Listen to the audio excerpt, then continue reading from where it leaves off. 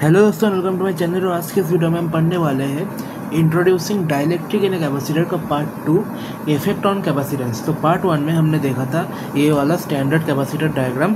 तो standard capacitor diagram में हमने ये देखा था कि जो हमारे पास क्यू इंड्यूस्ड आता है वो आता है जो ओरिजिनल क्यू कैपेसिटर पे था उसको मल्टीप्लाई करेंगे हम 1-1/k से। के यहाँ पे वो डाइलेक्ट्रिक आता है तो क्यू आई का वैल्यू ये आ जाता है। तो दोस्तों चलो इसका पार्ट 2 हम देख लेते हैं। ये जो स्टैंडर्ड कैपेसिटर डायग्राम में ये हमने लिया, ये था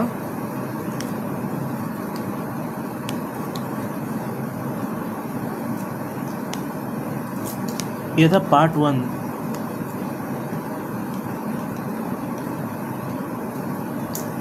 आज हम देखेंगे पार्ट 2 इसका।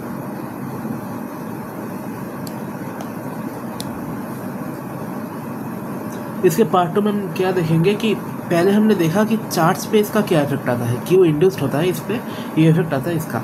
अब हम देखेंगे कि इसके लिए कैपेसिटेंस पे क्या इफेक्ट आएगा इसका।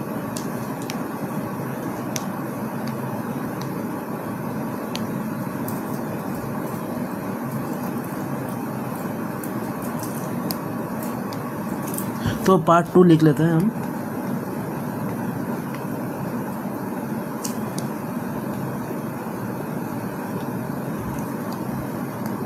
पार्ट 2 आएगा इफेक्ट ऑन कैपेसिटेंस। पहले वाला चार्ज था, अब आएगा कैपेसिटेंस।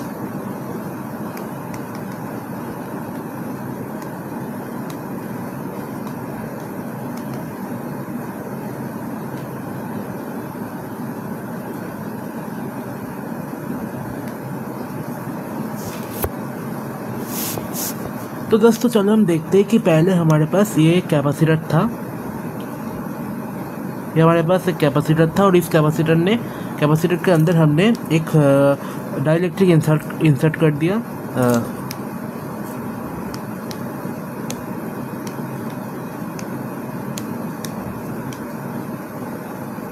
तो ये आएगा एक डाइलेक्ट्रिक, इसको हमने इसके अंदर इंसर्ट कर दिया। तो अब इस डाइलेक्ट्रिक के वजह से यहाँ पे चार्ज तो सेम ही रहेगा, चार्ज तो प्लस क्यू माइनस क्यू, ये जो पहले था वही रहेगा। डाइलेक्ट्रिक कांस्टेंट हमारे पास आ गया के ये एक पॉइंट P, ये आ रहा है हमारे पास इलेक्ट्रिक फील्ड इसका। ये आ गया डिस्टेंस D हमारे पास।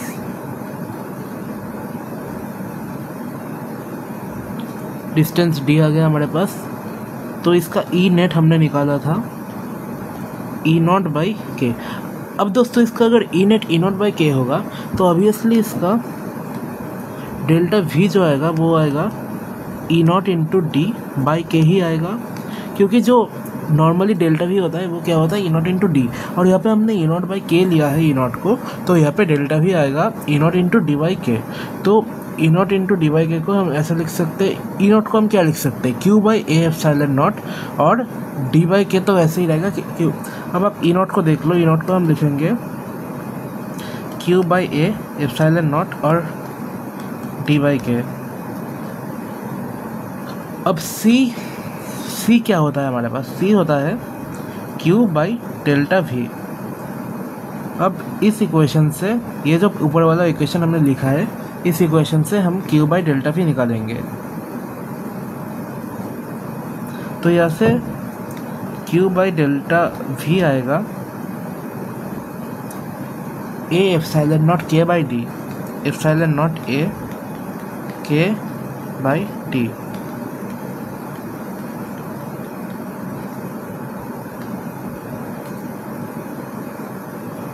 तो ये हमारे पास इसका नया कैपेसिटेंस आ जाएगा। तो इसका नया कैपेसिटेंस आएगा ε0 A K/D, मतलब जो नया कैपेसिटेंस है हमारे पास वो पुराने कैपेसिटेंस से k टाइम्स ज़्यादा होगा। तो नया कैपेसिटेंस पुराने कैपेसिटेंस से हमारे पास k टाइम्स ज़्यादा होगा। और हमारे फर्स्ट कैलकुलेशन के लिए हमने क्या किया, ये जो कैपेसिटर है हमारे पास, इसमें जो पूरा एरिया है, पूरा एरिया को हमने डाइलेक्ट्रिक कांस्टेंट से, मतलब के वाला डाइलेक्ट्रिक कांस्टेंट वाले मीडियम से पूरा का पूरा फिल कर दिया इस कैपेसिटर के अंदर। अगर ये पूरा फिल नहीं होता तो फिर इसको सॉल्व करने में थोड़ा सा दिक्कत आता, क्योंकि फिर इसको अलग से सॉल्व करना पड़ता।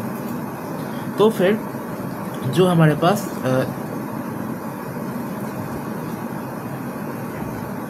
नया कैपेसिटेंस आया वो पुराने कैपेसिटेंस से के टाइम्स ज़्यादा आया, मतलब पुराने कैपेसिटेंस का के टाइम्स आया हमारे पास। तो चलो अब एक एग्जांपल देख लेते हैं हम लोग।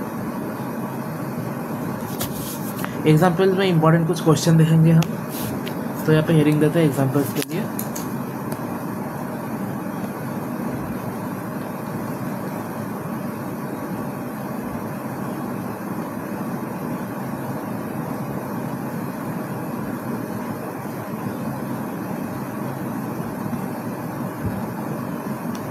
एग्जांपल में पहले हम ये एग्जांपल देख लेते हैं कि ये हमारे पास है कैपेसिटर, ये कैपेसिटर, इसके अंदर हमने एक डाइलेक्ट्रिक इंसर्ट कर दिया, ये एक डाइलेक्ट्रिक प्लेट हमने इंसर्ट कर दी इसके अंदर, इसको शेड कर देता हूँ। और डाइलेक्ट्रिक प्लेट, इसका थिकनेस हमने मान लिया T होता है, थिकनेस T मान लिया, और इसका डिस्टेंस D मान लिया हमने, डिस्टेंस D। और ये तो हमारे पास E0 है electric field, E0 electric field जा रहा है। तो फिर क्वेश्चन है C new is equal to question mark, जो नया कैपेसिटेंस आएगा इसका, वो नया कैपेसिटेंस क्या होगा, नया कैपेसिटेंस फाइंड करना है हमें, इसका नया कैपेसिटेंस फाइंड करना है। तो कैसे करेंगे, चलो देख लेते हैं। ये कलर चेंज कर लेता हूँ, थोड़ा सा डीप कर लेता हूँ। हाँ, तो हमारे पास जो नया E0 आया, देखिए हमारे पास जो पिछला E0 था, मतलब ये हमारे पास पहला E0 है, E0 is equal to Q/A/0, और जो डेल्टा भी हमारे पास आएगा। अब देखो कि ये जो कैपेसिटर है हमारे पास, इसको हम तो ऐसे भी लिख सकते हैं ना कि हमने ये बना दिया कैपेसिटर, और कैपेसिटर के बीच में ये जो डाइलेक्ट्रिक मीडियम है इसको हमने यहाँ पे इंसर्ट कर दिया, मतलब इसको हमने शिफ्ट कर दिया इस साइड को।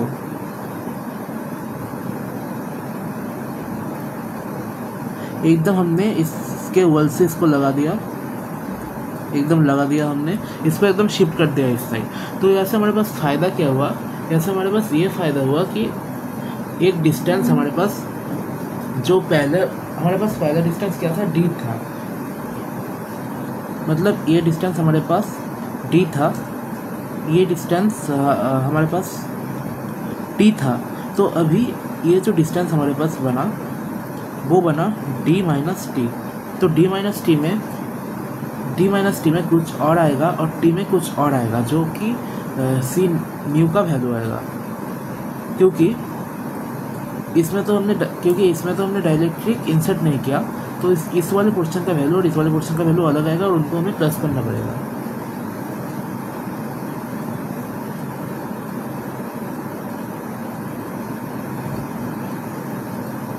यह से डेल्टा V का वैल्यू क्या होगा, डेल्टा V होगा E0 into D, E0 into D। अब D का वैल्यू क्या है,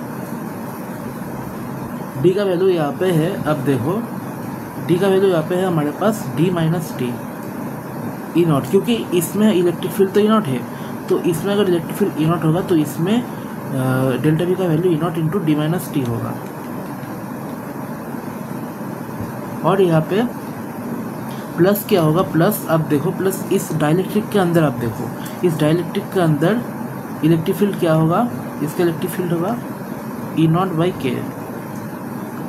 तो यहाँ पे आ जाएगा प्लस E0/K, और इसका थिकनेस क्या है, T इंटू T होगा हमारे पास। तो यहाँ से डेल्टा V हम लिख सकते हैं कि डेल्टा V होगा Q/A/0 D minus T plus QT/A/0 K।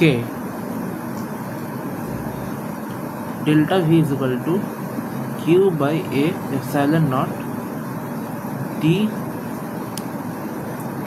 D minus T plus T/K। C new is equal to delta V by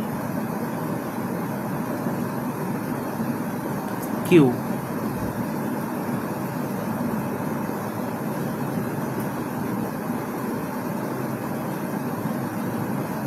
sorry, ये होगा Q by delta V, C new is equal to Q by delta V. तो अगर Q by delta we हम यहाँ से निकालेंगे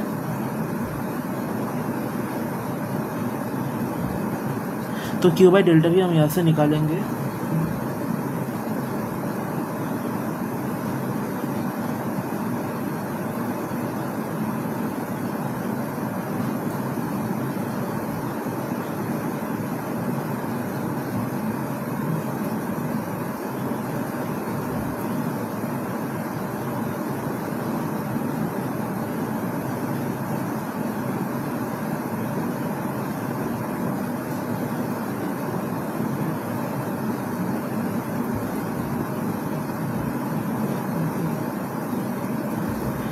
Q by delta we का value यहाँ से हमारे पास आ जाएगा A epsilon not into D minus T plus T by के। तो ये हमारे पास सी न्यू का वैल्यू आ जाएगा।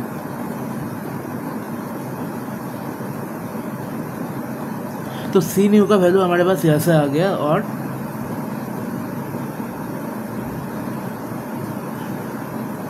सी इक्विलिब्रियम भी हम सी इक्विवेलेंट भी हम इसको बोल सकते हैं कि सी इक्विवेलेंट के वैल्यू आएगा epsilon not a by D minus T plus T by के। इसको हम इसको हम सी इक्विवेलेंट भी बोल सकते हैं। तो ये सी इक्विवेलेंट का वैल्यू आ गया। तो इसके बाद हम एक और एग्जांपल देखेंगे, नहीं एक और एग्जांपल नहीं, हम इसको एक दूसरे तरीके से देख लेते हैं कि दूसरे तरीके से मतलब एक छोटा सा तरीका देख लेते हैं कि पहले तो ये ऐसा था, हाँ पहले ये ऐसा था, फिर वापस में हमने इसको ऐसा मान लिया, यहाँ पे हमने इसको बोल दिया C1, इसको हमने बोल दिया C2। अब इसको हम कैसे लिख सकते हैं, इसको हम इक्वेट करेंगे इस सर्किट से। सर्किट डायग्राम देख लो आप इसका, ये कुछ ऐसा बनेगा क्योंकि अब देख लो C1 और C2 यहाँ पे सीरीज़ में है, C1 और C2 यहाँ पे सीरीज़ में है। तो C1 और ये C2 और C2 के अंदर ये डाइलेक्ट्रिक फील्ड है, डाइलेक्ट्रिक मीडियम, और ये हमारे पास सर्किट बन गया। और C2 का डाइलेक्ट्रिक कांस्टेंट K है, मतलब C2 में जो मीडियम भरा है उसका डाइलेक्ट्रिक कांस्टेंट K है, और इसका थिकनेस आपको पता है कि T है, और इसका थिकनेस भी आपको पता है कि D माइनस टी है। तो फिर हम इसको ऐसे लिख सकते हैं कि C1 is equal to epsilon naught A by D minus T, और C2 is equal to epsilon naught A by T. Epsilon naught A by T, और यहाँ पे डाइलेक्ट्रिक कांस्टेंट K है, तो इसको हम बाई के ऐसे लिख सकते हैं, is equal to epsilon naught A by t, के epsilon naught A by t. C1 और C2 का वैल्यू आ गया। अब 1 बाई सी इक्विवेलेंट, इसको हम लिखेंगे D minus T by epsilon naught A plus T by के एप्सिलॉन नॉट A। यहाँ से हम एप्सिलॉन नॉट A को कॉमन लेंगे और ऊपर क्या आएगा, ऊपर आएगा एप्सिलॉन नॉट A को हमने कॉमन ले लिया, तो फिर ऊपर आएगा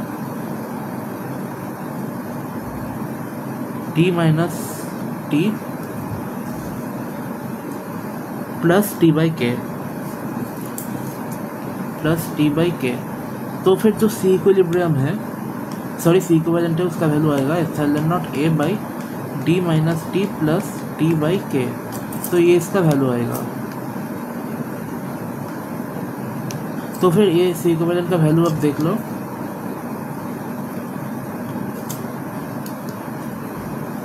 ये आएगा सी इक्विवेलेंट का वैल्यू, ये आएगा सी इक्विवेलेंट का value epsilon not D minus T plus T by के। दोनों ही प्रोसेस से सेम वैल्यू आ रहा है हमारे पास। लेकिन ये जो सेकेंड वाला प्रोसेस मैंने किया, ये ईजियर प्रोसेस है ऊपर वाले प्रोसेस से। तो फिर इसको हम ऐसे भी लिख सकते हैं कि ये as if in series connection है।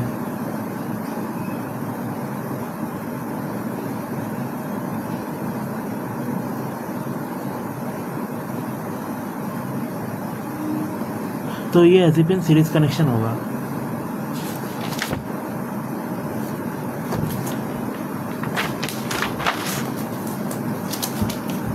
अब एक और क्वेश्चन देख लेते हैं। एक और क्वेश्चन यहाँ पे एक और एग्जांपल, तो एक लाइन बना देता हूँ मैं पहले यहाँ पे।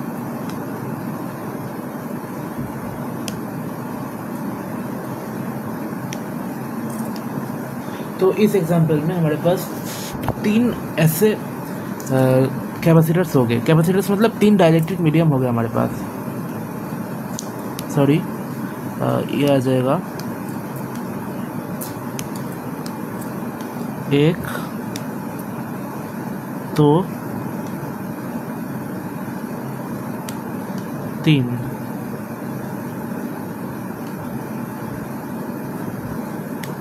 तो ये 3 हमारे पास आ गया और इन तीनों का अलग अलग है क्या, डाइलेक्ट्रिक कांस्टेंट।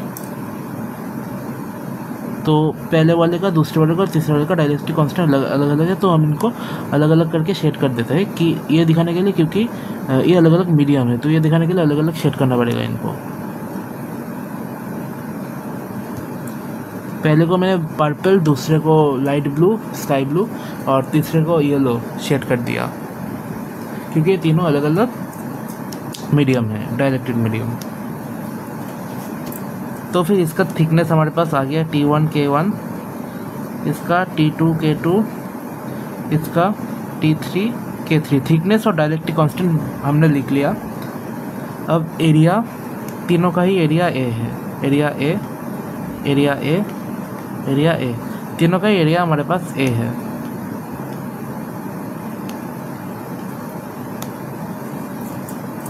तो क्वेश्चन है कि इसका C इक्विवेलेंट कितना होगा। तो आप देख ही सकते हो कि ये जो मैंने किया था यहाँ पे, ये बिल्कुल इस क्वेश्चन जैसा। ये इस क्वेश्चन में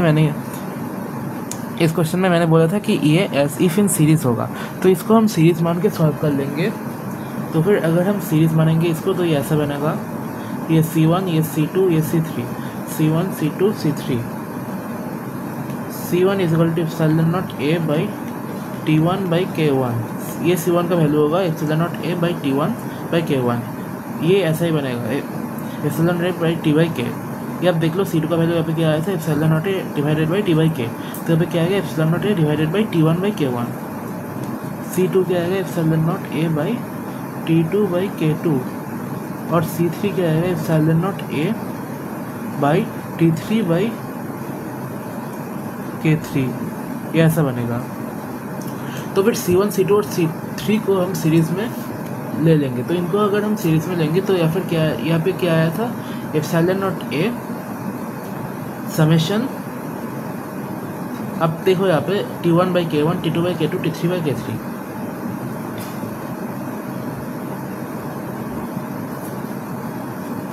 तो अगर हम इसको सीरीज़ में ले लेंगे तो फिर C को इक्विवेलेंट जो आएगा ये होगा epsilon naught A divided by summation Ti by Ki, जहाँ पे I इंटीजर बनेगा, मतलब शायद हाँ होल नंबर बनेगा, I यहाँ पे होल नंबर बनेगा। तो ये फॉर्मूला बन गया हमारे पास C इक्विवेलेंट का।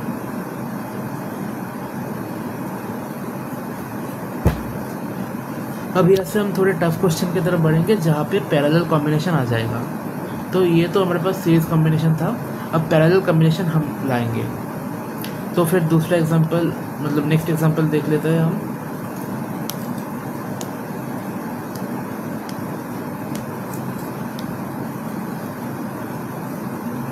अब हम पैरेलल के एग्जांपल्स देखेंगे जहाँ पे पैरेलल कॉम्बिनेशन बनेगा, जैसे कि यहाँ पे सीरीज कॉम्बिनेशन बन रहा था वैसे ही। तो यहाँ पे मैं ये ऐसे मान लेता हूँ प्लेट होगा,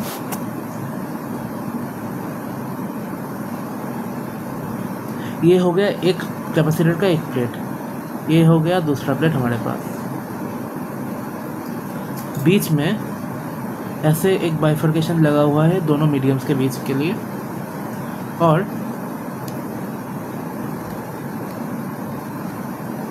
यहाँ पे एक मीडियम फील्ड है, एक मीडियम फील्ड है यहाँ पे, और दूसरा मीडियम फील्ड है यहाँ पे। दोनों मीडियम अलग अलग है और आप यहाँ पे देख लो, इस मीडियम का वैल्यू है K1, इसका वैल्यू है K2।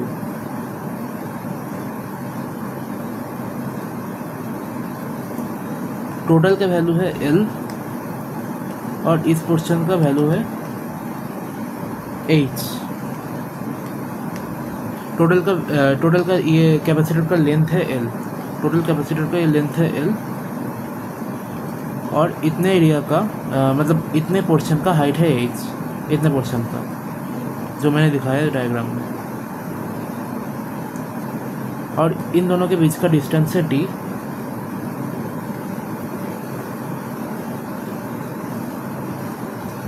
तो इनको हम एक स्टैंडर्ड डायग्राम बनाएंगे इनसे। तो स्टैंडर्ड डायग्राम अगर बनाएंगे तो फिर ये एक नॉर्मल कैपेसिटर आ जाएगा। नॉर्मल कैपेसिटर जो जैसा दिखता है वैसा ही आएगा।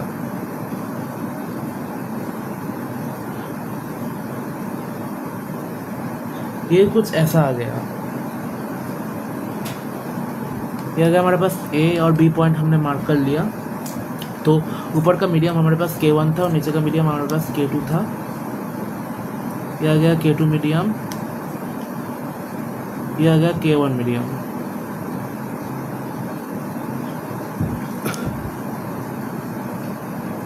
ये तो हाइट H था। अब आप एक चीज़ देखो, अच्छा ये मैं एक बात बोलता हूँ कि ये जो ब्रेथ है ये ब्रेथ B है ना, ये ब्रेथ B है। अब आप एक चीज़ देखो, अगर हम ये ऐसे मान लेंगे, अगर हम ऐसे मान लेंगे इसको, तो फिर यहाँ पे देखो इसका एरिया क्या होगा। इसका एरिया होगा H इंटू B, क्योंकि ये B है और ये H है, तो इसका एरिया होगा B इंटू H। सिमिलरली नीचे का एरिया क्या होगा,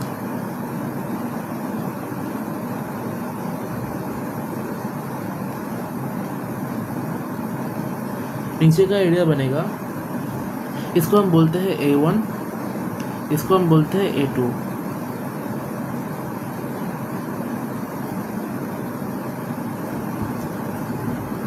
नीचे का बड़े एरिया बनेगा L minus H into B, क्योंकि अब देखो ये पूरा हमारे पास L था, ये H हुआ, तो फिर ये बाकी जो नीचे वाला हिस्सा है ये L माइनस H बनेगा। तो फिर ये क्या था हमारे पास L माइनस H और नीचे वाला हिस्सा क्या था B, तो फिर L minus H into B।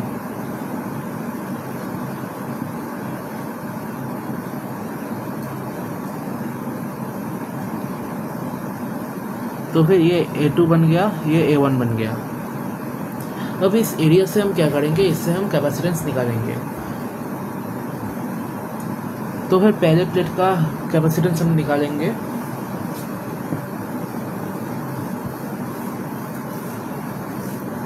अब देखो कि ये जो सिस्टम बन गया, ये मैंने बोल दिया कि ये एक पैरेलल सिस्टम है, तो फिर इसको हम एक पैरेलल सर्किट में भी शो कर सकते हैं सिस्टम को।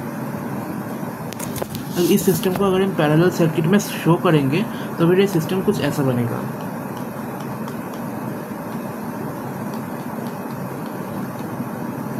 ये होगा C1, ये C2, A B, जैसा कि मैंने दिखाया था वहाँ पे। तो फिर अब तो हम कर ही सकते हैं, क्योंकि C1 का वैल्यू हमारे पास आ गया epsilon not A1 by D into K। C2 का वैल्यू हमारे पास आ गया epsilon not A2 into K2, ये K1 है, और C2 होगा epsilon not A2 into K2 divided by D। तो फिर C इक्विवेलेंट जो हमारे पास बनेगा, C इक्विवेलेंट जो हमारे पास बनेगा, ये बनेगा C1 प्लस C2, क्योंकि ये पैरेलल में दिया हुआ है, तो फिर इसका वो बनेगा epsilon not HB K1 by D plus epsilon not L minus L HB K2 by D, क्योंकि A1 और A2 का वैल्यू हमने पहले ही निकाल दिया था। तो फिर ये इसका आंसर बन गया। सिमिलरली अगर हमारे पास कुछ ऐसा सिस्टम दिया हुआ है, नेक्स्ट क्वेश्चन देख लेते हैं। नेक्स्ट क्वेश्चन कैसा होगा,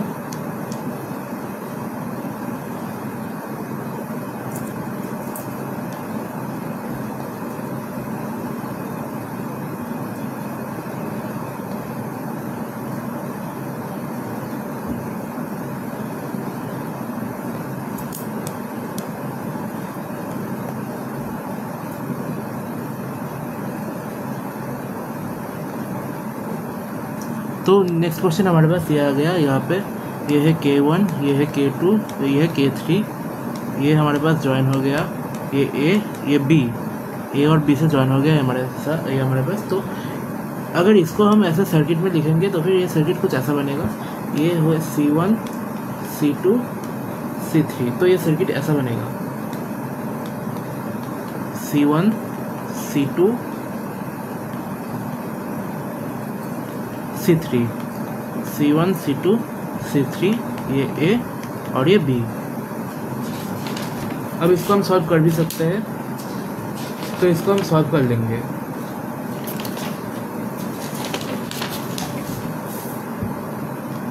अब नेक्स्ट क्वेश्चन जो हमारे पास होगा, ये क्वेश्चन नहीं, एक छोटा सा कॉन्सेप्ट होगा, ये बहुत इंपॉर्टेंट कॉन्सेप्ट है। इंपॉर्टेंट मतलब हाँ ये काम में आ जाता है, तो ये इंपॉर्टेंट लिख लेता हूँ मैं। तो ये क्या होगा, ये हम मान लेंगे कि हमारे पास एक कैपेसिटर है और उस कैपेसिटर में वाटर फ्लो कर रहा है।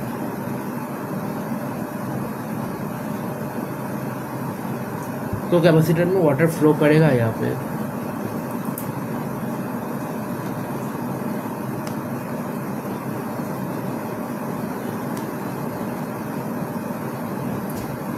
तो ये हमारे पास कैपेसिटर दिया हुआ है और कैपेसिटर के इस एरिया में वाटर फ्लो कर रहा है। वाटर को मैंने ब्लू है पानी इससे दिखा दिया।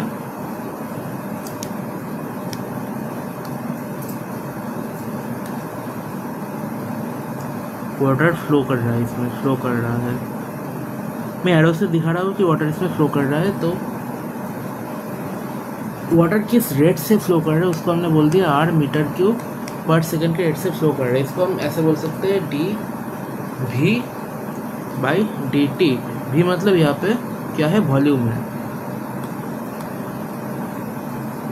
V मतलब यहाँ पे वॉल्यूम है हमारे पास। तो फिर वाटर dV/dt के रेट से फ्लो कर रहा है हमारे पास।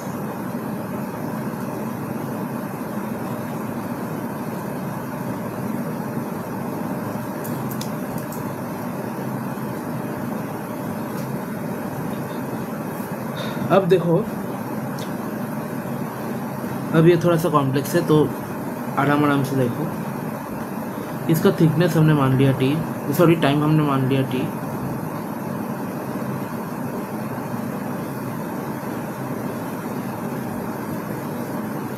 तो इसका टाइम हमने T मान लिया। ये बनेगा हमारे पास कैपेसिटर, ये कैपेसिटर है हमारे पास।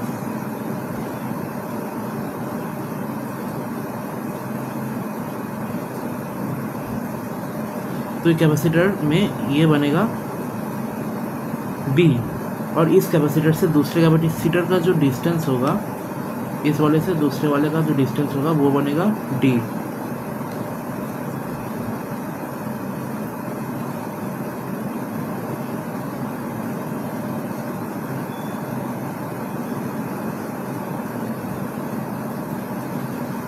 और ये हाइट हमारे पास है H हाइट। ये हमने मान लिया कि H हाइट होगा, तो फिर ऊपर वाला हाइट हमारे पास, ये टोटल हमने मान लिया कि L है। अगर ये H है तो ये हो गया L-H।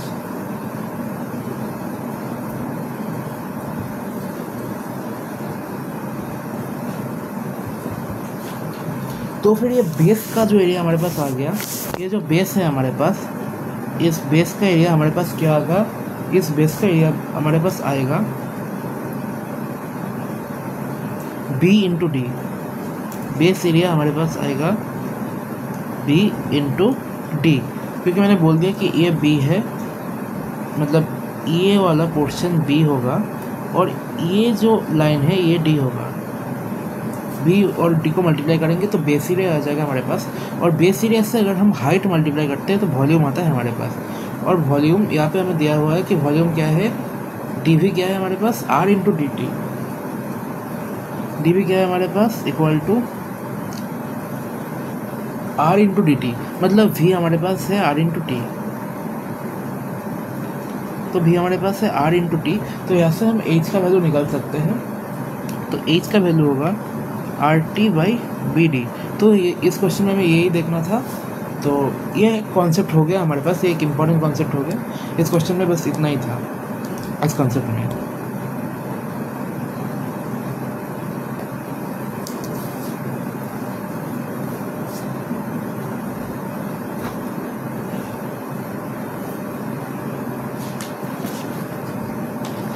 तो दोस्तों चलो आज के लिए इतना ही, और अगर वीडियो पसंद आया तो वीडियो को लाइक कर दो और चैनल को भी सब्सक्राइब कर दो।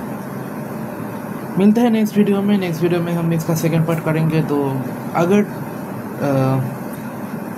ठीक ठाक सब रहेगा तो इसका सेकंड पार्ट में लाऊंगा, या फिर मैं नहीं भी ला सकता हूँ, वो डिपेंड करता है। तो चलो आज के लिए इतना ही, तो बाय दोस्तों।